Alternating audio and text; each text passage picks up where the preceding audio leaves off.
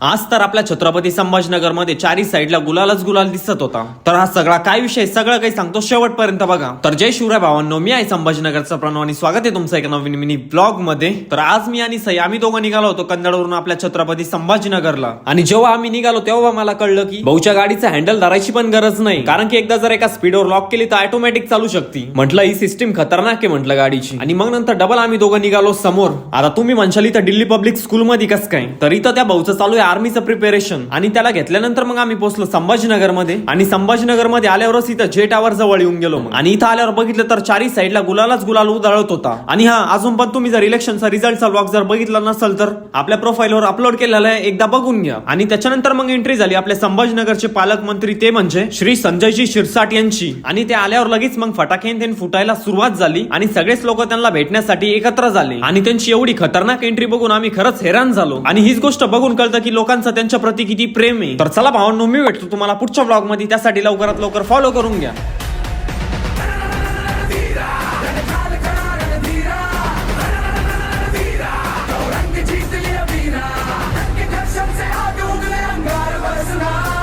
रणभेरी नाद बिजली के बाद गूंजे है गर्जना।